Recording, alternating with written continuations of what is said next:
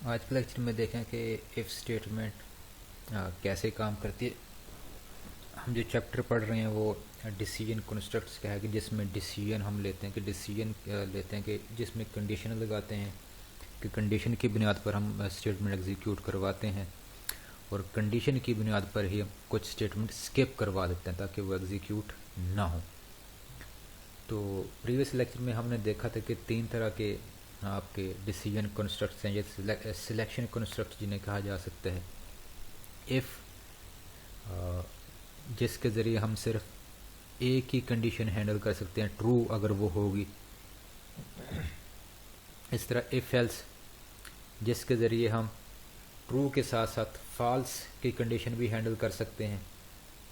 और इसी तरह क्या है, स्विच है कि अगर आपके पास मल्टीपल कंडीशंस हों तो उसको फिर आप स्विच के ज़रिए हैंडल कर सकते हैं। तो अब हम इफ़ के बारे में देखते हैं कि आपकी जो इफ़ स्टेटमेंट है, सिंपल इफ़, इससे कैसे काम करती है और इसका सिंटेक्स क्या है, लिखने का तरीका क्या है इसका। इफ़ क्या है, डिसीजन मेकिंग स्टेटमेंट है। डिसीजन इससे हम लेते हैं। if condition is true, statements are executed, otherwise not। अगर कंडीशन क्या होगी, ट्रू होगी इफ स्टेटमेंट के अंदर, तो स्टेटमेंट्स एग्जीक्यूट होंगी, नहीं तो नहीं होंगी। इफ के अंदर सिर्फ ट्रू होने की शक्ल में हम हैंडल करते हैं स्टेटमेंट्स कि अगर ट्रू है तो फ़र्ज़ करें ये स्टेटमेंट एग्जीक्यूट होगी, अगर फॉल्स है तो ये उसको हैंडल नहीं करती। इसका सिंटेक्स क्या है, इफ़ का कीवर्ड लिखना है और पैरेंथेसिस के अंदर आपने लिखनी है कंडीशन लिखनी है। कंडीशन के लिए आपने ऑपरेटर्स पढ़े थे, relational operator, less than, greater than, equal to, not equal to, less than और इक्वल टू, ग्रेटर देन और इक्वल टू।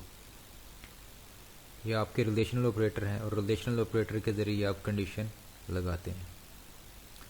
तो पैरेंथेसिस के अंदर आप कंडीशन लगाएंगे, उसके बाद स्टेटमेंट आएगी। ये स्टेटमेंट कब एग्जीक्यूट होगी, अगर ये कंडीशन क्या होगी, ट्रू होगी, तो ये वाली स्टेटमेंट क्या होगी, एग्जीक्यूट होगी। ये जो है इफ़ के साथ है, ये जो स्टेटमेंट है ये इफ़ के साथ है। अगर ये ट्रू होगी कंडीशन तो ये स्टेटमेंट एग्जीक्यूट होगी, नहीं तो ये नहीं होगी। अगर कंडीशन इसे फॉल्स होगी तो ये तो इफ़ की स्टेटमेंट होगी, इफ़ के फ़ौरन बाद आ रही है। उसके बाद जो भी स्टेटमेंट होंगी इस स्टेटमेंट के बाद वो फिर एग्जीक्यूट होंगी, वो इफ़ का पार्ट नहीं होंगी।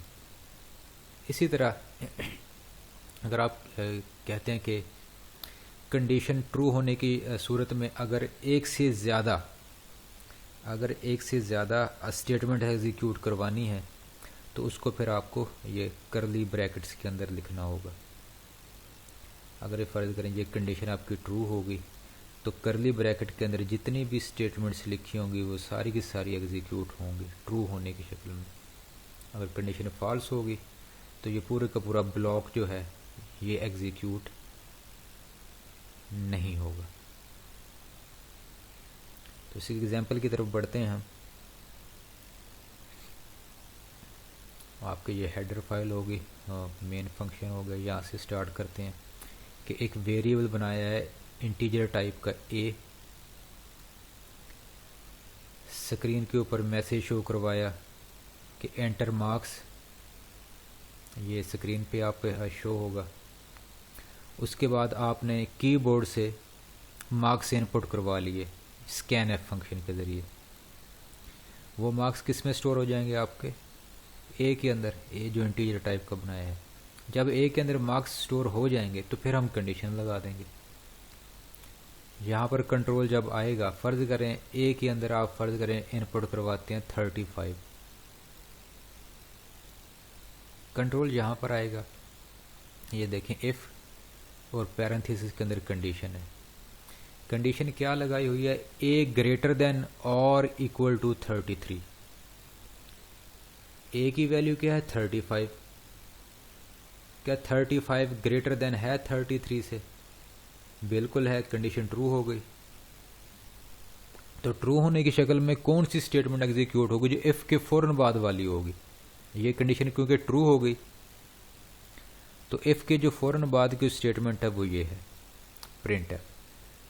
तो क्या शो होगा स्क्रीन के ऊपर? पास। उसके बाद स्लैश एन का मतलब आपको पता है कि न्यू लाइन पे कंट्रोल चला जाएगा। ये स्टेटमेंट जब एग्जीक्यूट होगी तो उसके बाद फिर ये वाली स्टेटमेंट एग्जीक्यूट होगी, print F and. And display होगा, उसके बाद प्रोग्राम आपका एंड हो जाएगा।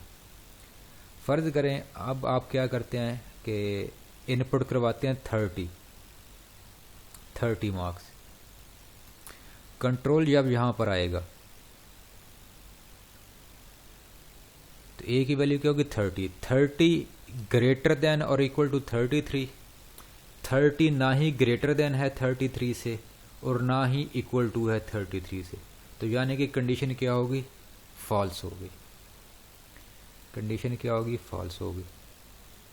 अब जब कंडीशन फॉल्स होगी तो इफ़ के जो फ़ौरन बाद वाली जो स्टेटमेंट है वो एग्जीक्यूट नहीं होगी, यानी कि ये पास वाली एग्जीक्यूट नहीं होगी। उसके बाद वाली तो होनी है क्योंकि वो इफ़ का पार्ट नहीं है। तो उस सूरत में सिर्फ क्या डिस्प्ले होगा? एंड डिस्प्ले होगा। तो इसी को हम एग्जीक्यूट करके देखते हैं।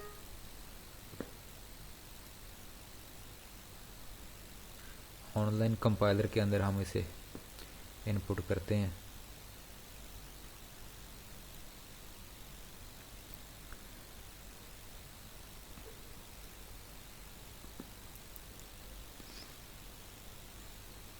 आपसे मार्क्स पूछ रहा है, फ़र्ज़ करें मार्क्स देता हूँ मैं 67। एंटर प्रेस करता हूँ तो क्या होगा साहब? ज़रा कंडीशन ये ट्रू हो जाएगी यहाँ पर, और क्या डिस्प्ले हो जाएगा? पास। और पास के बाद क्या डिस्प्ले होगा? एंड। तो ये देखें पास डिस्प्ले हुआ और उसके बाद एंड डिस्प्ले हुआ। अब इसमें दोबारा मैं रन करता हूँ।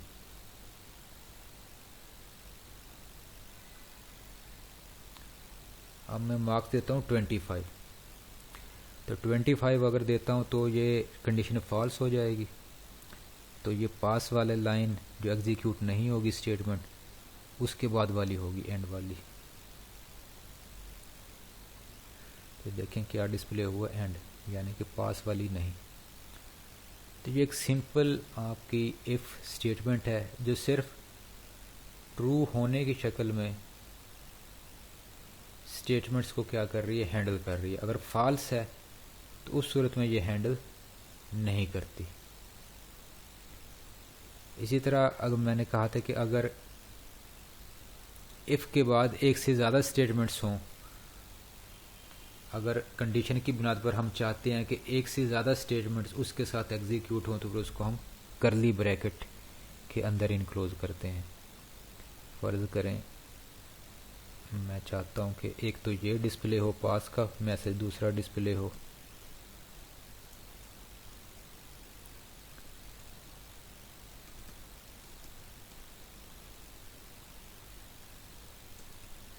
कंग्रेचुलेशन, दूसरा मैसेज ये डिस्प्ले हो और ये ब्लॉक।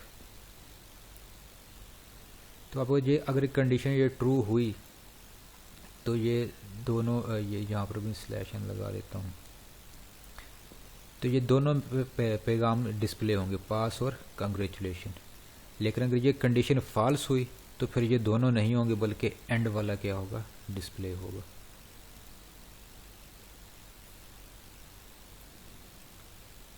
फिफ्टी 55 करता हूँ, देखें कि पास भी डिस्प्ले हुआ है, कंग्रेचुलेशन भी डिस्प्ले हुआ है, यानी कि पूरा ब्लॉक डिस्प्ले हुआ। उसके बाद एंड तो क्योंकि इफ़ का पार्ट नहीं है उसने तो होना ही है। अब मैं कंडीशन फॉल्स करता हूँ, सपोज 12 वैल्यू दी, तो अब ये क्योंकि कंडीशन फॉल्स हो जाएगी तो पूरा ब्लॉक एग्जीक्यूट नहीं होगा, पास और ना ही कंग्रेचुलेशन, सिर्फ क्या डिस्प्ले होगा? एंड। ये क्या डिस्प्ले हुआ? सिर्फ एंड डिस्प्ले हुआ। तो ये इस शक्ल जो है, इस तरीक़े से जो आपकी जो इफ़ स्टेटमेंट है वो काम करती है। तो नेक्स्ट लेक्चर में फिर हम देखेंगे कि अगर फॉल्स होती है कंडीशन तो उस सूरत में हम किस तरीके से प्रोग्राम की आउटपुट को हैंडल करते हैं।